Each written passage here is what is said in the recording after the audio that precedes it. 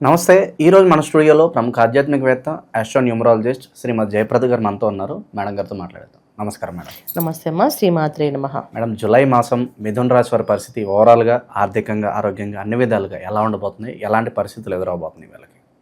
మిథున రాశి వాళ్ళకి ఈ మాసం ఏంటంటే అనుకూలమైన దానికన్నా ప్రతికూలంగా కనిపిస్తుంది. ఎక్కువగా అనుకూలం అనేది చాలా తక్కువగా కనిపిస్తుంది. అయితే మిథున రాశి వాళ్ళ రాశిలోనే గురువు ఉండడం, రాశిలోనే రవి భగవానుడు ఉండము, ఇద్దరు రెండు గ్రహాలు ఉండడం వల్ల ఒక విధంగా ఏంటంటే ఏ రాశి అయినా గ్రహాలు ఉంటప్పుడు దాని ఒక ప్రభావం అనేది మనకి పాజిటివ్ కావచ్చు, నెగిటివ్ కావచ్చు, కానీ ప్రభావం అయితే బాగా కనిపిస్తుంది. అయితే గురుగ్రహం మనకి పాజిటివ్ ఇస్తుంది, రవిగ్రహం పాపగ్రహం అది నెగిటివ్ ఇస్తుంది.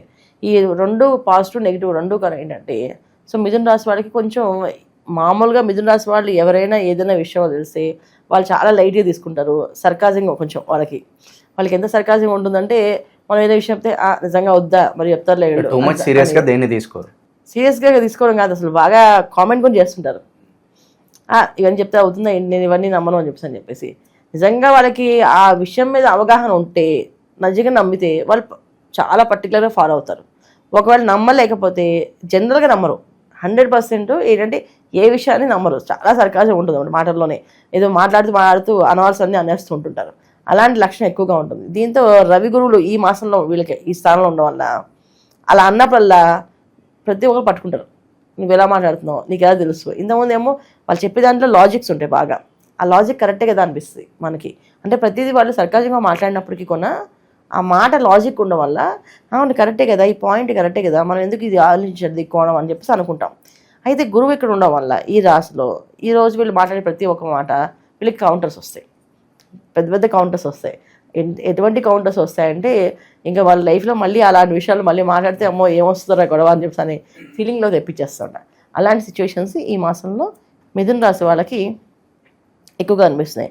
ఎందుకు అంతకన్నా ముందు ఏంటంటే వీళ్ళు కామెంట్ చేసి వదిలేసిన తర్వాత వాళ్ళు చాలామంది వీళ్ళ మీద ఆ రోజు ఇలా కామెంట్ చేశారని చెప్పి ఒక శత్రు వర్గం రెడీ అయి ఉంటుంది, ఒక శత్రువులుగా మారి ఉంటారు.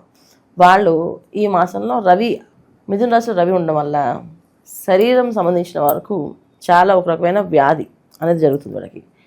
ముందు శరీరాన్ని చాలా జాగ్రత్త చూసుకోవాలి. స్కిన్ ర్యాషెస్ కానీ, స్కిన్ మీద వచ్చే ఇబ్బందులు కానీ, స్కిన్ వల్ల వచ్చే డ్యామేజ్ కానీ, ఫేస్లో కాస్త మార్పు కానీ జరిగే అవకాశం ఎక్కువగా అనిపిస్తుంది. అంటే శరీరం ఒక తాపము తట్టుకోలేక వేడి శరీరంగా మారిపోయే అవకాశం ఉంటుంది.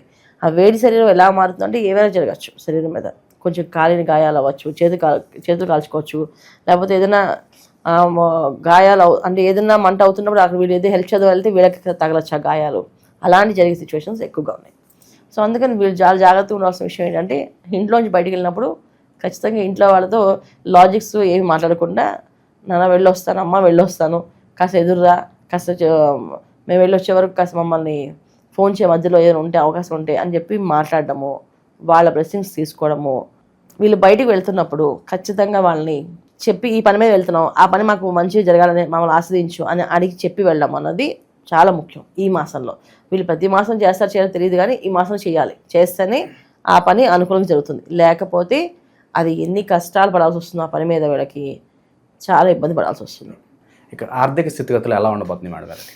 ఆర్థిక పరిస్థితి అధికంగా ఖర్చులు, విపరీతమైన ఖర్చు. ఎందుకంటే ద్వితీయంలో బుధుడు, వీళ్ళకి కర్కాటకంలో బుధుడు నీళ్ళల్లో ఖర్చు పెట్టేస్తాడు డబ్బులు. నేను అస్సలు ₹1 కూడా ఉంచడు.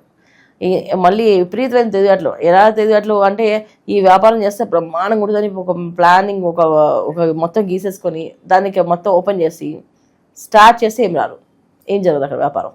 అది మెయిన్ ప్రాబ్లం. సో ఎక్కువ ఏంటంటే కొత్త వ్యాపారాలు చేద్దామని కుతూహలం ఎక్కువగా ఉంటుంది ఈ మాసం వీళ్ళకి.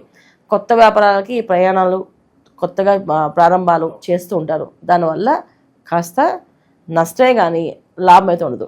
ప్రయాణం అంటే ఇక్కడి నుంచి వేరే ఊర్లో ఇప్పుడు హైదరాబాద్ నుంచి చెన్నై వెళ్ళి వ్యాపారం పెడదాం అనుకున్నారు.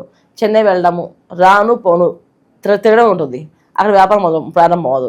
అలాగే బెంగళూరు అనుకుంటారు, బెంగళూరు రాను పోనీ వెళ్ళడమే ఉంటుంది, ప్రయాణమే, అక్కడ వ్యాపారం జరగదు.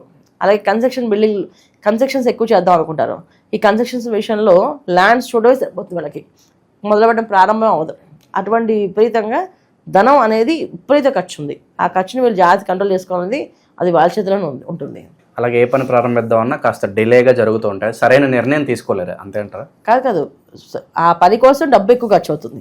నిర్ణయం కాదు, నిర్ణయం వీళ్ళు తీసేసుకుని ప్రయాణం చేస్తుంటారు. కానీ ముందుగా ఆ పని అసలు వ్యాపారం ప్రారంభం అవ్వదు, కానీ దానికి డబ్బులు, అడ్వాన్స్లు అన్నీ ఇచ్చేస్తుంటారు. ఇవ్వడం అంటే ఏంటి, డబ్బులన్నీ ఇచ్చేసి లాక్ అయిపోయారు వీళ్ళు. అది మొదలు అవ్వదు. అది మెయిన్ ఇంపార్టెంట్ ఈ మాసంలో. ఎందుకంటే ఈ మాసంలో రవి గురువులు కలిసి ఉన్నారు, తర్వాత రవి బుధులు కలిసి ఉంటారు.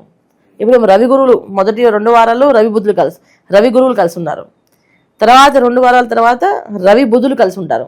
ఇక్కడ కొన్న వీళ్ళకి అనుకూలంగా లేదు, ప్రతికూలంగా ఉన్నారు. సో ఇక్కడ 2 విషయాల్లో ఏంటంటే అధికార విషయంలో, అధికారంగా మనం చేయాలనుకున్న విషయంలోని, వ్యాపారంలో మనం రాణించాలనుకునే విషయంలోని, వ్యాపారం పెట్టి మనమే ఫస్ట్ నెంబర్ 1 స్థాయిలో ఉండాలనుకునే వాళ్ళకి, వీళ్ళందరికీ కొన్న ఈ మాసం అంత అనుకూలంగా లేదు, చాలా ప్రతికూలంగా ఉంది. ఎవరైతే కొత్తగా అవకాశాలు గుర్తింపు కోసం చూస్తున్నారో కూడా వాళ్ళకి అంత అనుకూలంగా లేదు. ఉన్న వ్యాపారాల్లో కూడా గుర్తింపు కోసం చూసిన వాళ్ళకి కూడా అనుకూలంగా లేదు. సో వీళ్ళు చేసుకోవాల్సిన జాగ్రత్త ఏంటంటే ఈ మాసంలో అలాంటివి ఏవైనా ఉంటే వాయిదా వేయడమే తప్ప ముందుకు వెళ్ళకూడదు. ఇక చివరగా వైవాహిక జీవితం ఎలా ఉంటుంది, సంతానం కోసం ఎప్పటి నుంచో ఎదురు చూసే వాళ్ళకి ఏదైనా గుడ్ న్యూస్లు ఉన్నాయి మేడం ఏదైనా? సంతాన భాగ్యం అంత అనుకూలంగా ఏం లేదు ఈ మాసంలో వీళ్ళకి. తర్వాత వైవాహిక జీవితంలో కాస్తంత మార్పు అనేది జరుగుతుంది. సో భార్యాభర్తల మధ్యన కాస్త వాదనలు, కాస్త విభేదాలు, కాస్తంత మనస్పర్ధలు వచ్చే అవకాశం ఉంది కనుక జాగ్రత్తగా ఉండడం ముఖ్యం. ఇప్పుడు ఏ విషయమైనా సరే మనం ఏ విత్తనాలు నాటితే అవే పళ్ళు వస్తాయి కదా, ఆ సర్కాజం అనేది ఇంట్లో అందరితో వచ్చేస్తుంది, ఇంట్లో అందరూ మాట్లాడుతుంటారు. ఇప్పుడు వీళ్ళు నిజంగా ఒక పద్ధతిగా మారిపోయి చాలా జాగ్రత్తగా మాట్లాడినా సరే వీళ్ళతో మిగతా వాళ్ళు మాట్లాడుతుంటారు. ఎందుకంటే ఆ రోజు వీళ్ళు చేస్తారు కదా, ఈ రోజు వాళ్ళు చేయాలి కదా, అందుకని చేస్తుంటారు. అటువంటి సిచ్యువేషన్ ఈ మాసంలో చెప్పాలి అంటే గ్రహాలన్నీ కూడా ప్రతికూలంగా ఉన్నాయి, వీళ్ళకి అనుకూలంగా లేవు. అందువల్ల ఏంటంటే దైవనామస్మరణ చేయడము, దైవాన్ని ఆరాధించడము, పెద్దవాళ్ళని గౌరవించడము, ఇంట్లో వాళ్ళకి కాస్త చెప్పి బయటికి వెళ్ళడము, శుభశకునాలు చూసుకొని బయటికి వెళ్ళడము, ఇది చాలా చాలా ముఖ్యం వీళ్ళకి. ఎక్కువగా ఏ దైవాన్ని ఆరాధిస్తే బాగుంటుంది అంటారు, ఎలాంటి పరిహారాలు చేస్తే బాగుంటుంది అంటారు మేడం?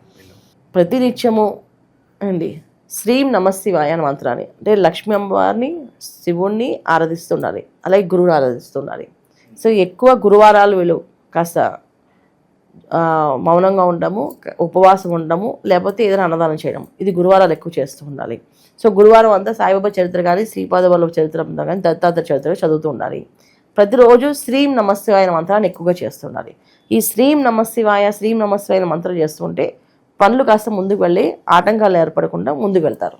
సో మిథున రాశి వారి అందరికి కూడా మంచి దిశానిర్దేశం చేశారు, ఎలాంటి ఫలితాలు ఉండబోతున్నాయి అద్భుతంగా వివరించారు. ధన్యవాదాలు. నమస్తే అమ్మ. శ్రీమాత్రే నమః.